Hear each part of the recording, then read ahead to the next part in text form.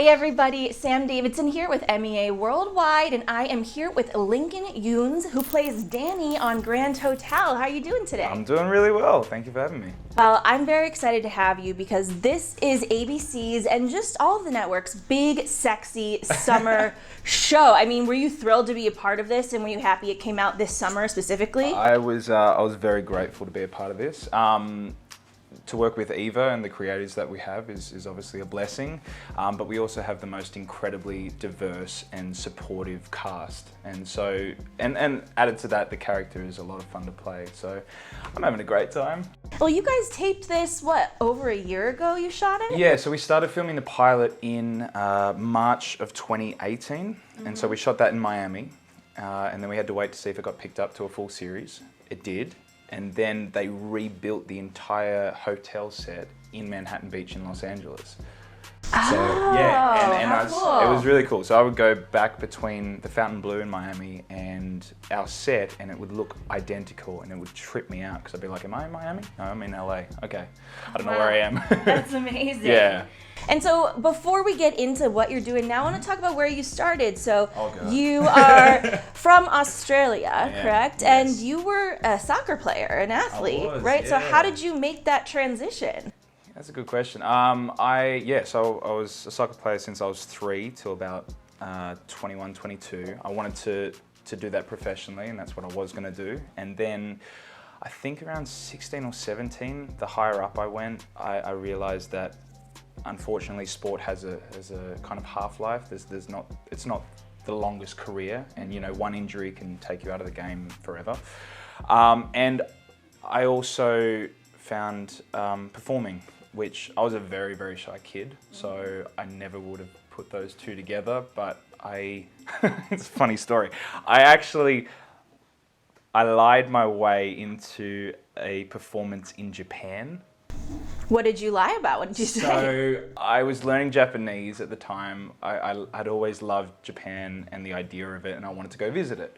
And so this opportunity came up through school and the place I was living in to go perform Peter Pan in Japan. But you had to have dance experience, you had to have acting experience and like performing experience. And I was like, yeah, no, I do. I definitely have that. I did not have that. But I somehow, I don't know, weaseled my way into it, and then got to Japan and had this 2-week tour of like visiting everywhere and experiencing the culture there. And it was the most amazing time. And then we had to perform. And so I remember I had 2 days to kind of learn this routine and basically fit, 5 years of performing into 2 nights, and somehow did that. And then got on stage and realized I loved it. So that was one part of it. The other thing was I was that typical kid that wants to live a million lives in one life. And I knew whatever I was going to go into, it had to do with humans, because that's what interested me more than anything. And that was acting. And so then you landed a couple big roles in Australia, right? After Peter Pan? After Peter Pan. After your By the way, I should Peter Pan say, debut. I was a pirate up the back left of stage, but I was very good at it. No, I was living in a place called Bendigo. I moved to Melbourne, and that's where, the opportunities were. I shopped around for an agent for a while. No one kind of would take a chance on me. And then I met this Polish woman called Joanna Maloj. And she was like, "Hello, darling, how are you?" And I was like, "I'm great. I'm a bit scared of you, but I'm great." And she took a chance on me. She sent me to this audition for this show called Tangle. And I got that. And the actors on that show were just of such an amazing caliber. Ben Mendelsohn played my dad, who is now, superstar over here, and there was all these other amazing Australian actors. And I kind of learnt, trial by fire through that. So that was my first foray, enter into all that. And then, I did Home and Away for a few years, and then did some other roles, and then I went into theatre, which is what I was doing before I got this. Oh yeah, just originally you're back to your roots of Peter Pan. Back to Peter Pan. Yep, just a little bit older and uglier. And so have you always wanted to make the switch into doing stuff in the US? film and television? I mean, is that always the dream, really? People not based here to do work here? I don't think it was geographically based, that dream, but you know, the US and the UK coming up now is where most of the work is. You know, Australia creates some amazing shows and films, but at the end of the day, we just don't have the I guess the money behind the projects that they have over here. We don't have, you know, as many creatives and as many opportunities. So it is a natural progression to move over here and try to break in. Yeah. So, you know, you can work. So was this your first big role in the US? This is my first role at all in the US. Okay, amazing. Yeah. So Danny, Yes. super exciting role. You're kind of the center of all of this drama because you're undercover in a way. Tell me about the process of landing the role, and did you go out for other roles, or was Danny always your character? No, yes, it was a kind of crazy. It was a crazy experience getting this role. So I had been coming back and forth to LA for a few years, and I get close to things, and I fly over and audition for it or test for it, and then not get it, and then go back and save up money and do that, which is what a lot of, you know, overseas actors do. And so that was for a few years, and then I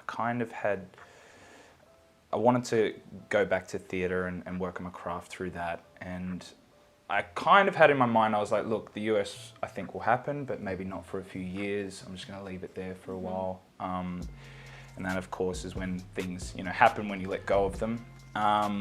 So I was doing a production of A View from the Bridge.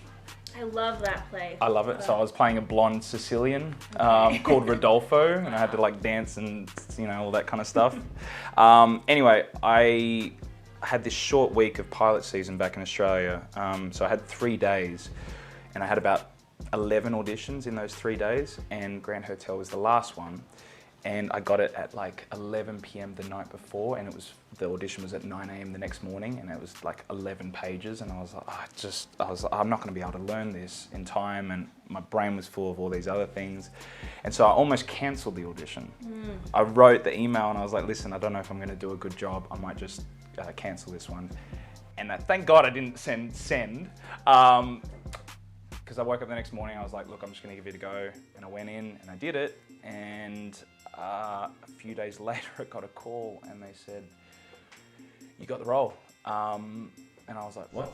You're like, I could do so much better. I was like, no, let me do it again. So you can see it. They're like, no, you got the role. I was like, I don't understand, but okay. And then I flew to Miami pretty much 2 weeks later, and we started filming, and you know, I got to Miami and I got a call from Eva, and I was like, hello, Eva Longoria.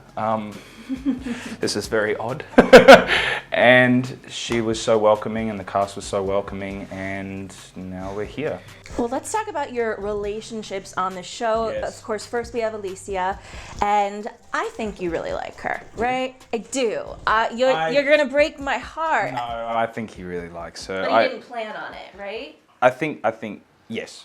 Yeah, without giving too much away, he came to the hotel with his, you know, priority to find out what happened to his sister, and that is his, you know, one focus. And then Alicia entered the picture, and there was this chemistry and this connection that he did not expect, and they are from two different worlds. You know, she's in the penthouse, he's below the hotel carrying dishes.